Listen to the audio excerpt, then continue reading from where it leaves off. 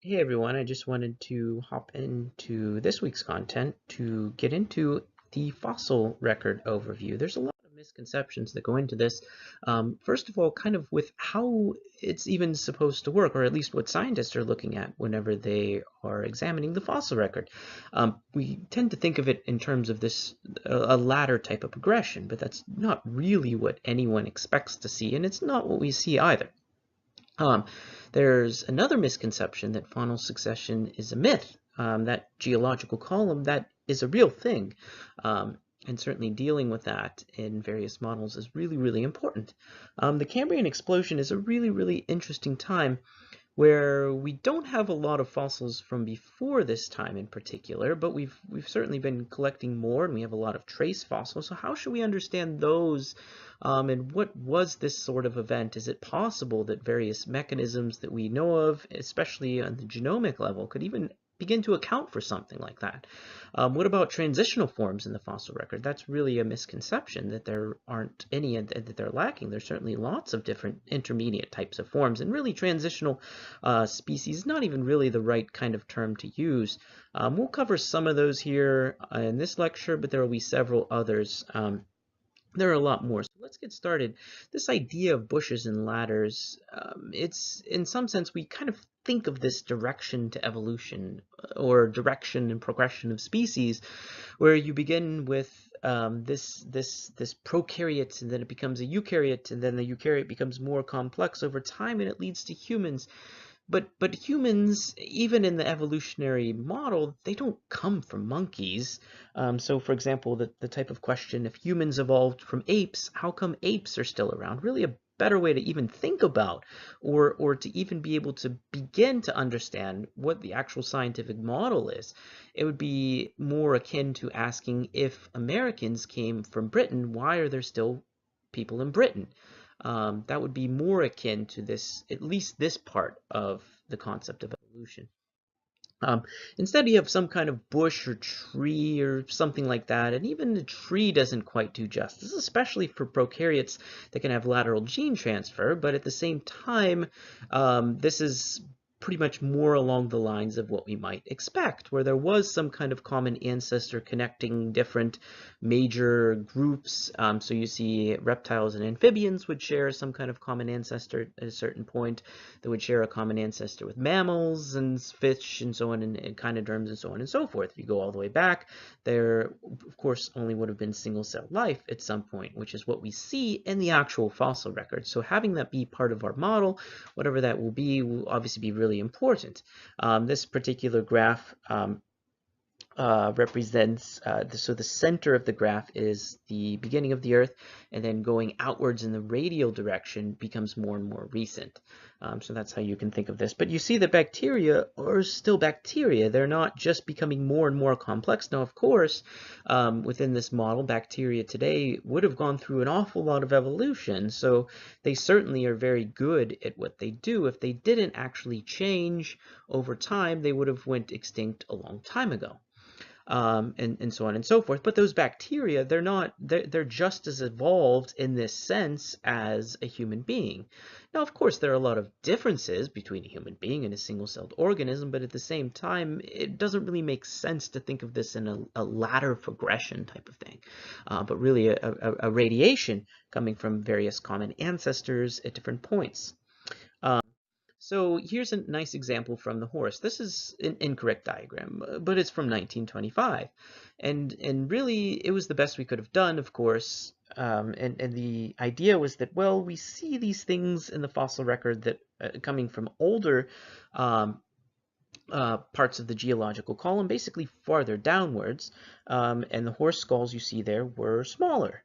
And they also went from having 4 toes to 1 toe, and then the hind foot from 3 toes to 1 toe, so on and so forth. You see some changes to the teeth over time, and really there were all kinds of gradual changes. And the sense is that this was a progression, but that's not really how anyone would think about horses today. because it's become a lot more complex.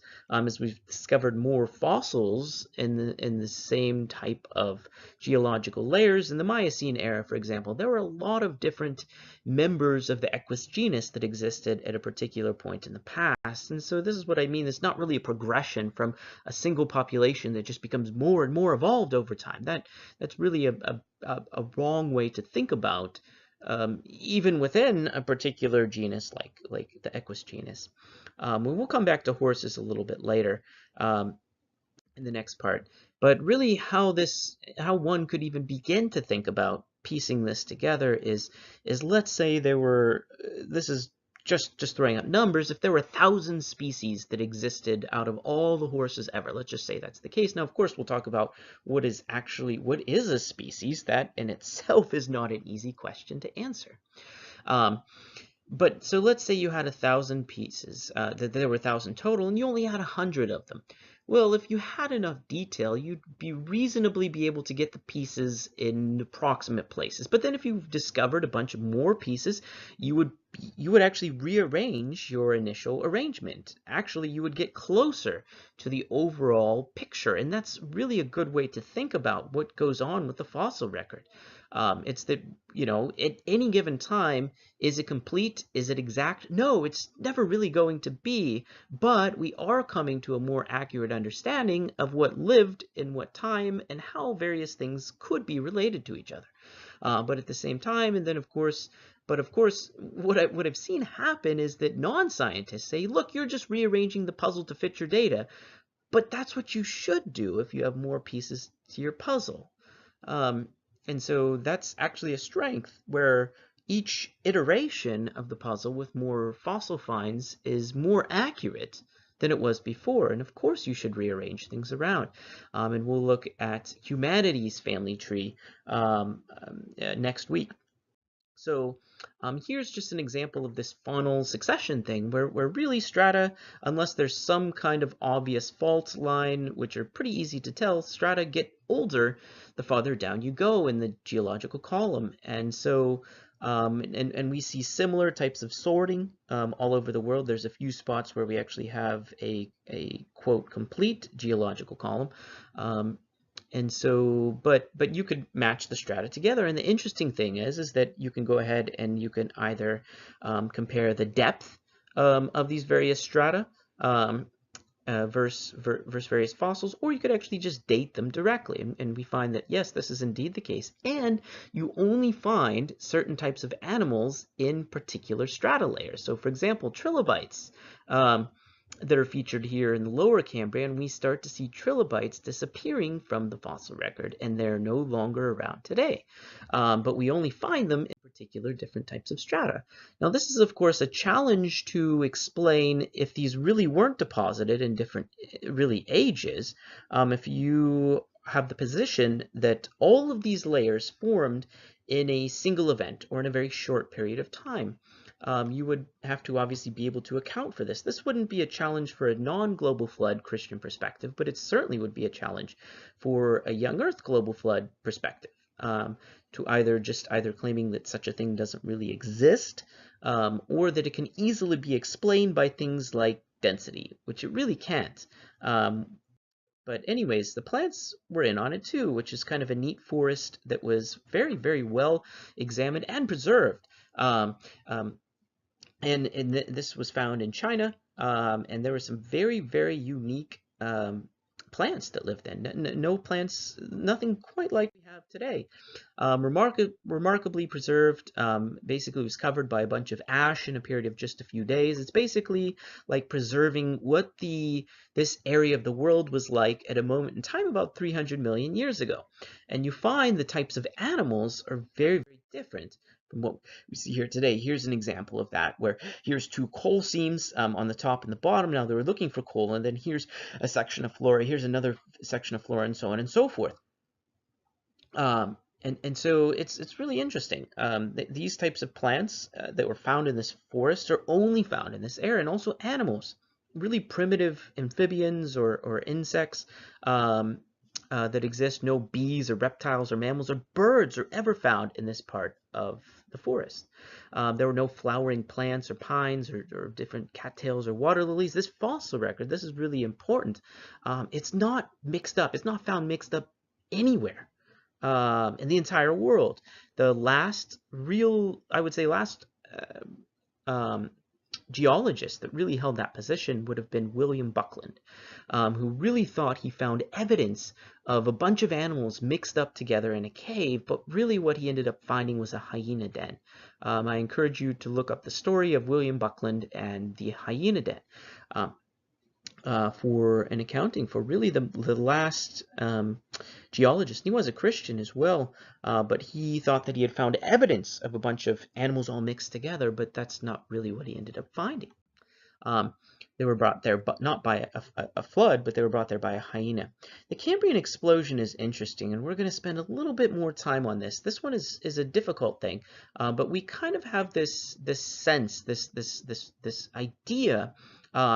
And it's perhaps thanks to the lack of fossils that we were aware of in the mid 1800s in Darwin's time. I mean, really, there was no real way to explain the sudden appearance of things like trilobites and other fossils in Cambrian rock. It really was a great mystery.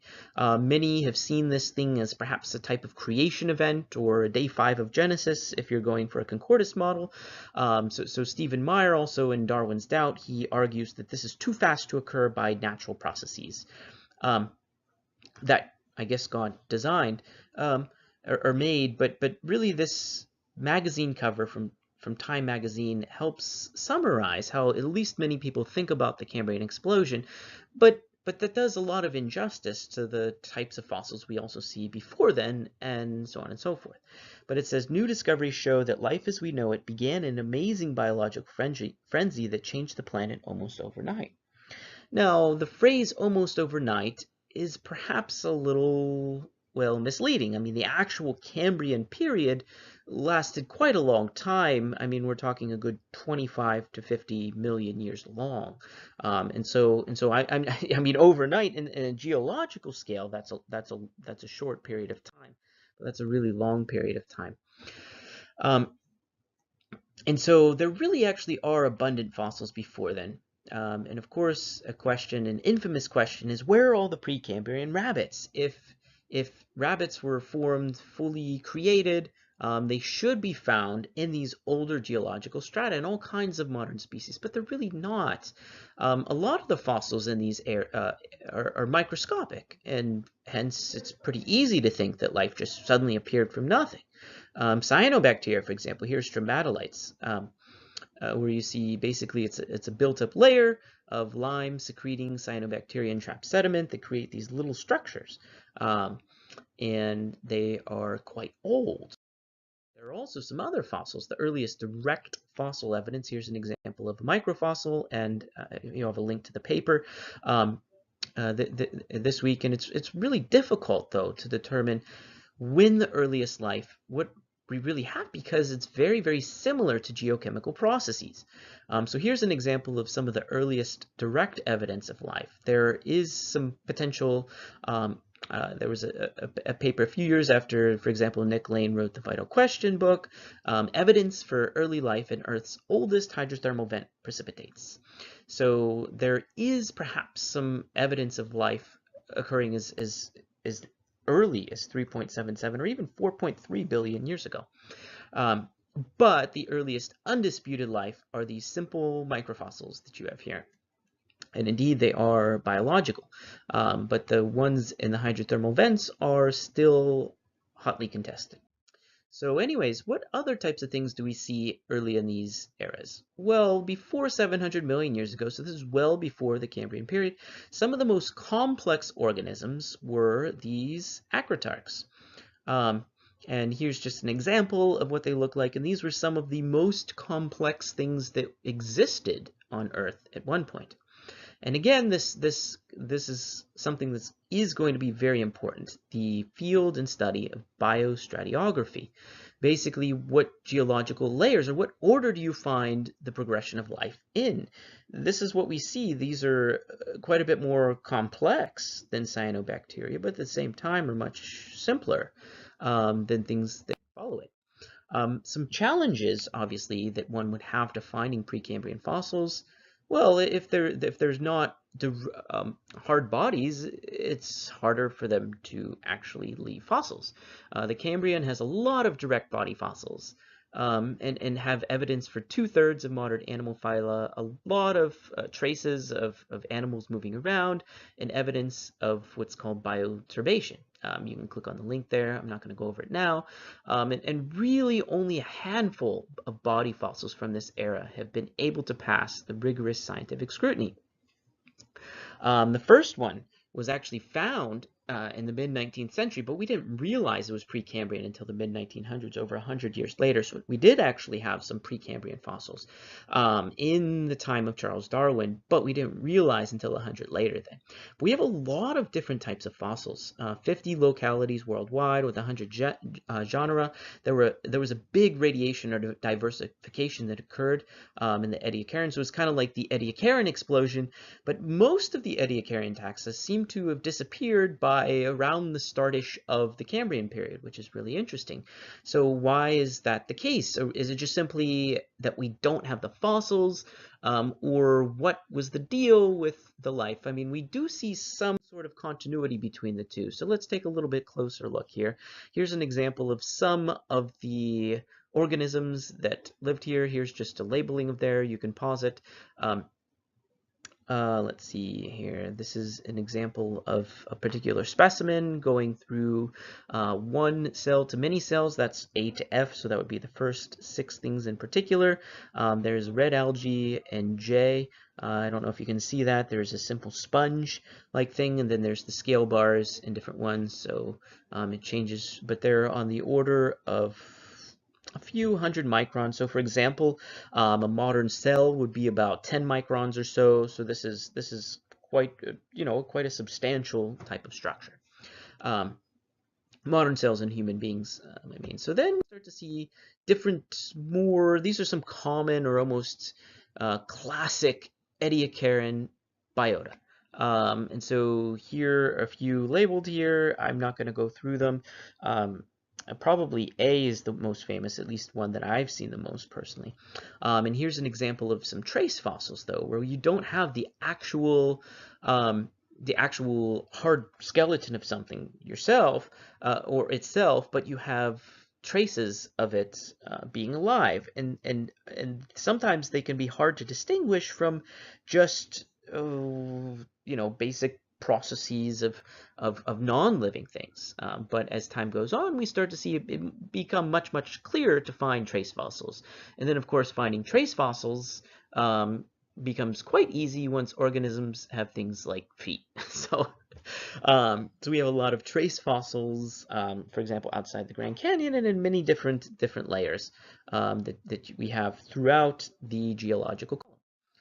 Here's an interesting thing that also we were unaware of. So here's a quote from Darwin, who wrote, "To the question, why do we not find rich fossiliferous deposits belonging to these assumed earliest periods prior to the Cambrian system, I can give no satisfactory answer." So here's a group of organisms that are called not smelly, that's a typo, small shelly fauna. That's a tongue twister for me. And this is typical of what we might see in the early Cambrian period. And these are rather small. You see the scale bar here is 100 microns. And that makes these rather difficult to see with the naked eye. And so just simply speaking, we didn't know these fossils existed, and you see a lot of intricate types of structures even before bigger bodied things like trilobites come on the scene. And so these are precursors to things like trilobites and the major animal body plans that we see? Maybe. We're not sure yet. So here's an example. Where you have a few fossils and there'll be links you can click on. I'll give you this presentation that you could just go through. But this is really interesting. These little small shelly fauna, there's an example of a predator up there, Clodina. and then appearing at the end of the Ediacaran. And there's a cartoon model of what this particular predator would have looked like. It had like a tube open on the one end that allowed for it to catch prey. Very, very simple type of thing.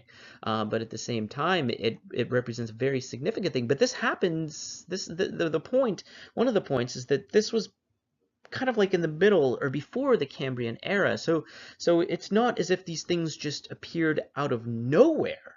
But, you know, as we're starting to find more evidence of Ediacaran fossil deposits, we're finding a lot more things. Here's some other small shelly fauna. I won't spend too much time on this one. You can pause and read. Here's an interesting question, looking at the origin of this is an interesting thing with the possible origin of a whole phylum. Here's another one. This is a Cambrian filter feeder, so on and so forth. And so this is really interesting. I'm not going to spend too much time in this one. Here's an example of visual predators.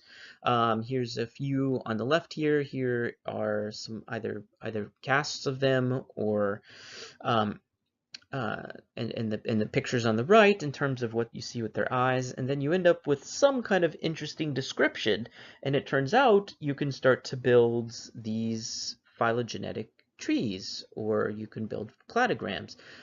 Basically, here's an example of some early predators in the Cambrian period. You see the development of all kinds of traits, and so all of the creatures had all of the traits after that.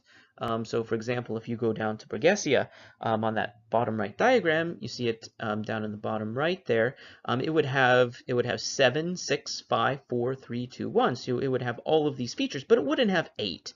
And that's this idea of this nested hierarchy. We'll spend a little bit more time looking at that.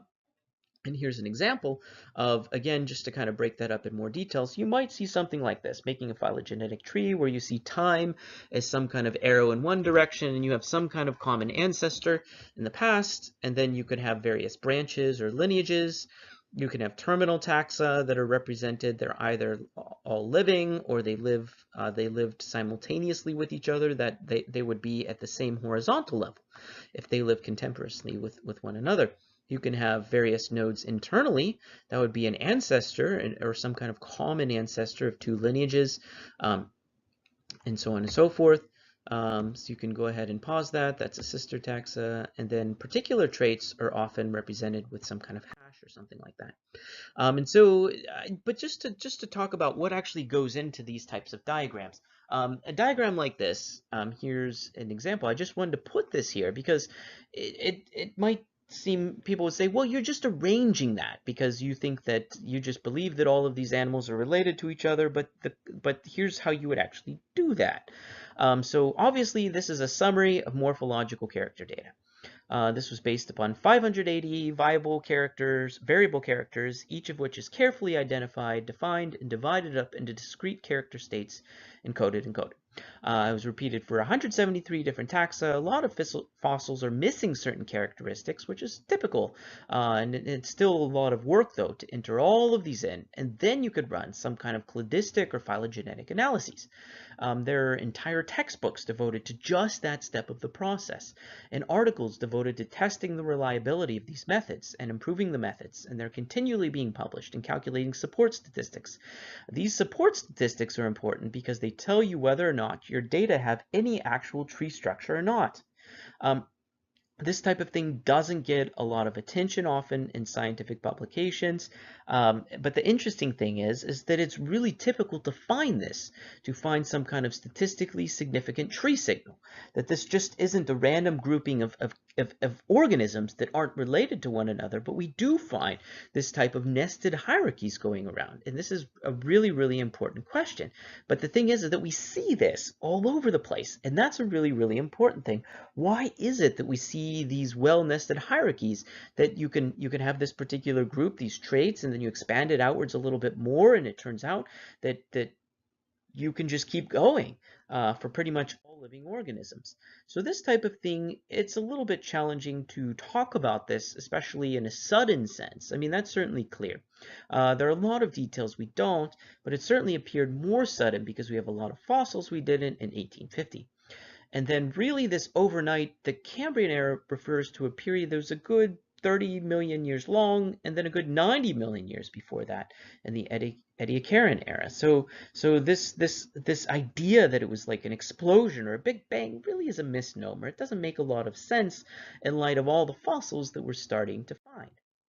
And here's another interesting example of a paper, just integrated records of environmental change and evolution challenge the Cambrian explosion. So there's a number of radiations that we see occurring before the Cambrian era. So it's not just there was a Cambrian explosion, there was the Ediacaran explosion, multiple of them actually. And even in terms of this paper, you see the Cambrian explosion is defined as really a 20 million year long period. It's certainly not overnight by any means whatsoever. So it was a really long period, and we see this type of progression. But one thing I want to pause on is what it looks like whenever outsiders look at fossils, because very few people obviously are experts in looking at fossils, and here's an example of a non-expert writing with creation.com.